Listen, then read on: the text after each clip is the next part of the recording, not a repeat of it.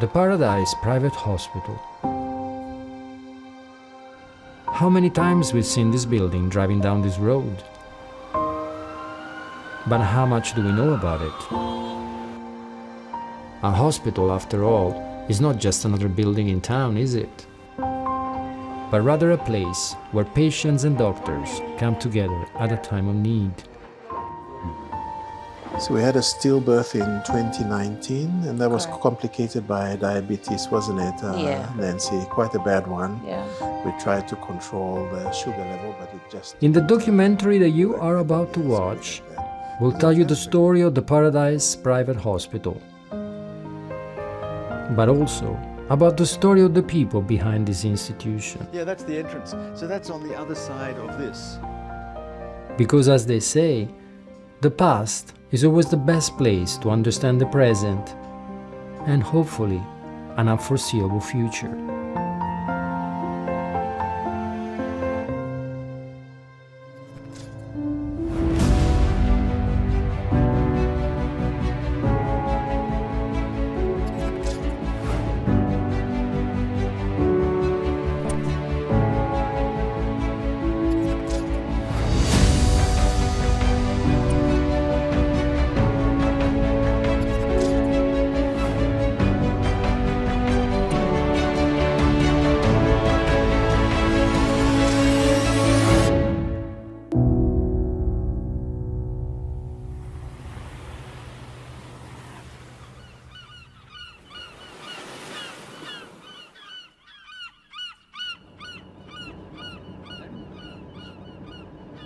We are driving through the Buluminsky Highway. We are on the northern part of the island. Before the Highlands Highway was built, this was the longest road in PNG. It was based on coral reefs here in New Ireland, okay? One of the best roads in the country.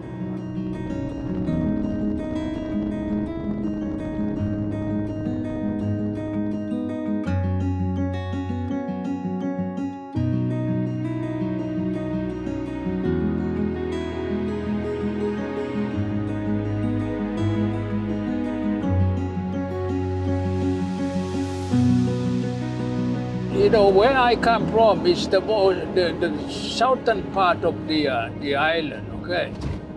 And most of the early contact with the outside world and the European was on the northern part of the island where the Keviang site is. You know, where on the southern part they call it the last corner, okay? The last corner. The last corner. Yeah, the last corner, okay.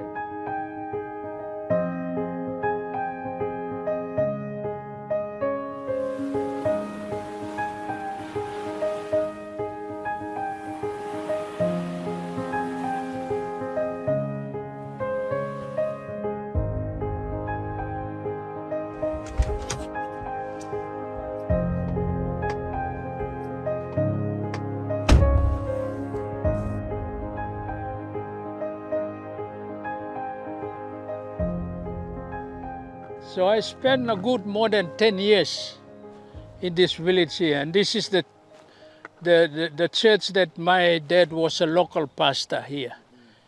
Still the same site, and he's still here. You know, he was a leader in the community in his own right. He had to actually fight against witchcraft. He was very inspirational, okay? Yeah, he was. And in fact, to the whole community in the Matanai. We grow up long enough. Okay. Now you stop one time here yet? No, we quit. I quit in 2019 because of that vaccine. Yeah. Vaccine, huh? The injection, so I decided to. Oh, okay. But you still strong yet, stop. But tabu levia kablong mosby na blood triamban kidney belong in all gatay been failed finish so been hard to do, you know. Yauma. Okay. I got a bit of those diabetes. Diabetes. Yes, And me too. But I control it. Control is just the most important. Yes. So there is no cure for it. Yes. You me the Sla family, you me all got igat. Yes. Isa Pokbulu, Ilyas, Paul, all got all finish longen. Yes. Yeah. Levi too, finish longen. Mares, yes. finish longen. Napit no stop yet. She's still there. Oh, okay. In some of our communities, families here, we are hereditary type 2 diabetes, okay? You know, and we inherit the same kind of genes. So it's, there is no cure for it, but there is drugs for it, and also change of lifestyle can actually help to actually control it. So control is the most important thing to actually, and you see in Mosby, I have a special diabetic clinic. Okay, I have a diabetes. So, yeah, okay. Tamara ibin kam antem time all papa come now come stop right all picking school up. When I was growing up in the village, there was nothing that we knew about diabetes, because you know with the life in the village, you're used to local food and it helps to actually control your metabolism and also your blood sugar, okay? But when going through the medical school, I begin to really learn a lot about the lifestyle diseases, the changes in the community, okay?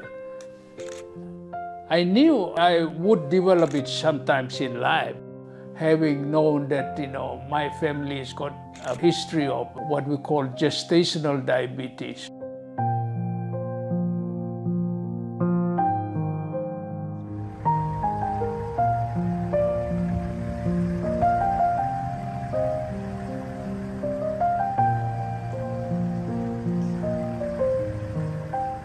This is the primary school I went to.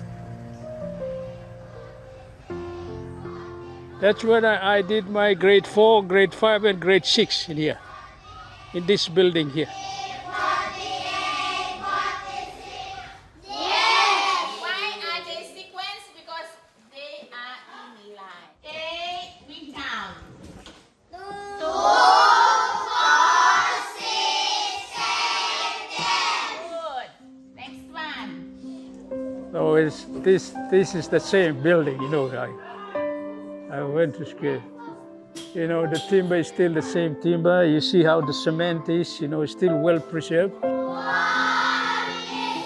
Going through this phase of my life, I didn't know what, you know, how to become a doctor or how to become a teacher or something. All of those never occurred to me that I will achieve that kind of, you know, to decide to become a doctor, okay?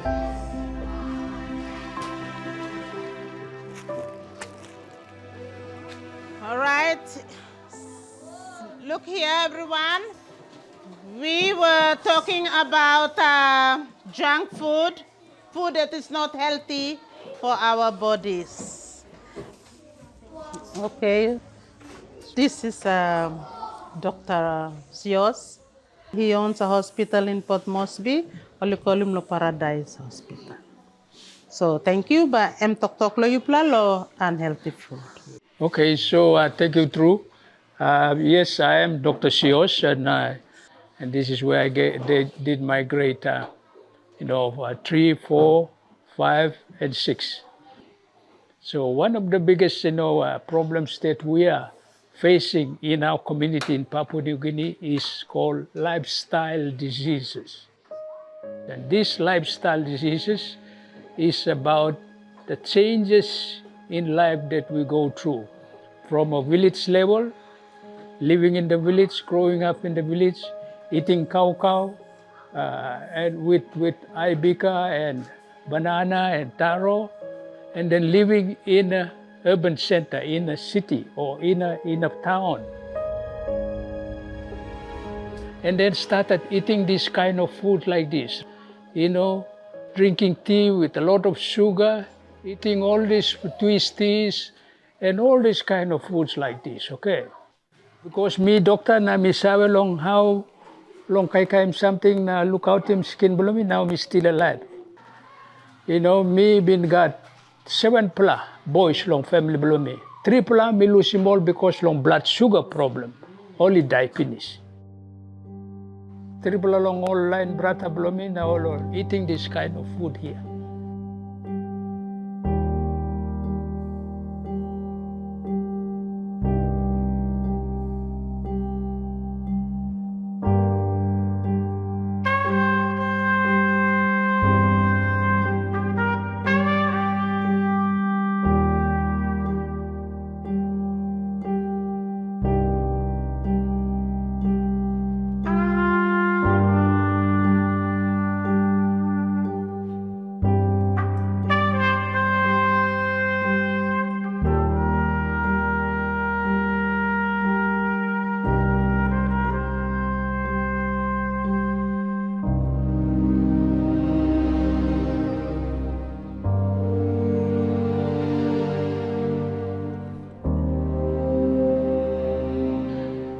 Richard, I'm here.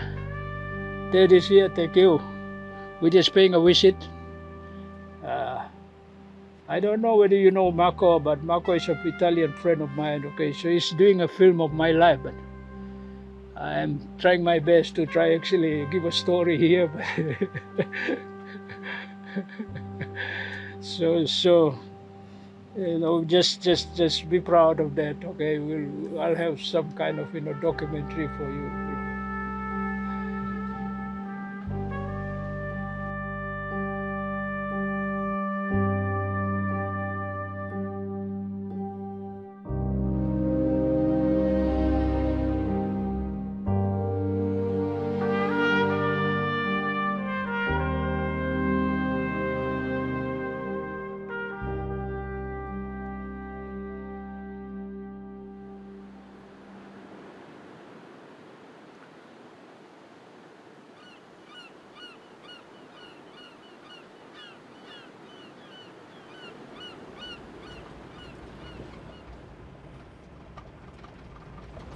This village here is called Pakinsala village,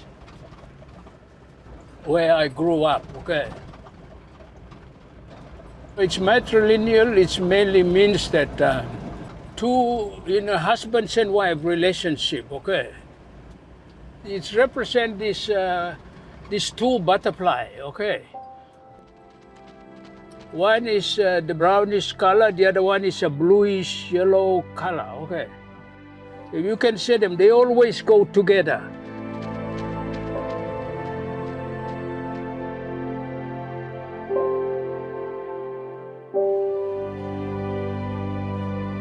So that's where, you know, I'm identified with this little place called Sulam. So my identity is with this little spring here, and it's fresh water coming off the ground, yeah. So I spend most of my times in the village here, okay, you know.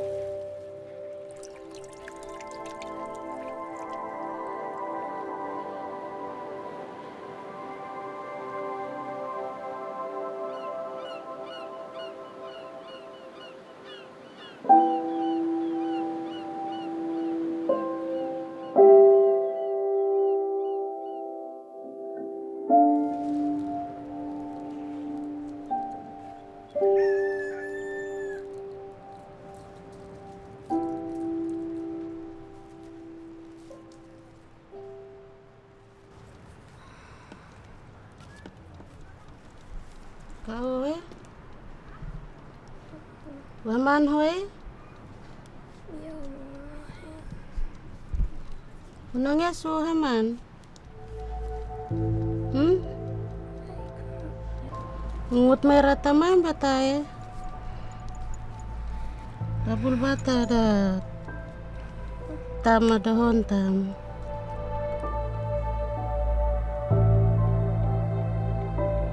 I remember my mom, when I get sick, she would actually go to a traditional healer in the village, getting some lime, and actually they mix it up with some herbs to try to actually remove the bad spirit out of me, who was causing the fever or making me ill, okay? Sometimes, you know, the traditional healer would do it himself, you know, put some spell on the lime, and then they come and put it on your forehead. rub it on your head if you have a bit of fever or headaches, and blowing that lime into my face. Okay.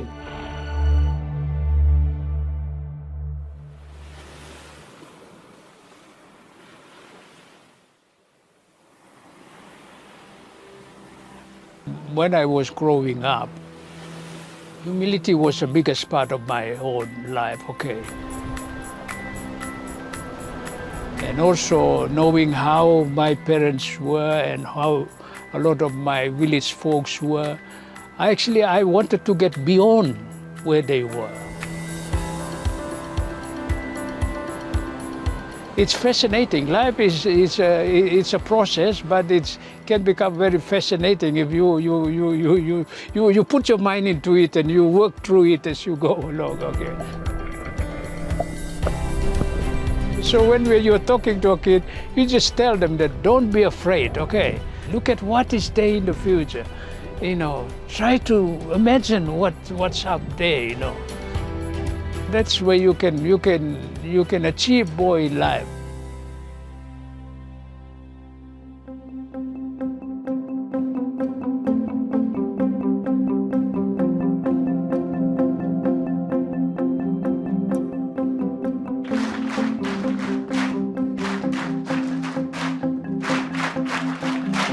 Good afternoon, students.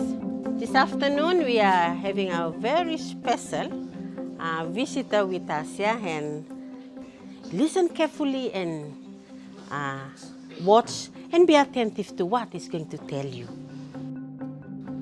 So I was a village boy just like you. So I grew up in a village. I grew up at Pakinsala village. I didn't have any idea where I'm going to end up. I didn't know.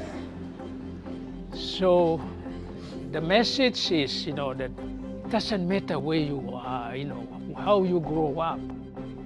When you dream, you can make it into a reality.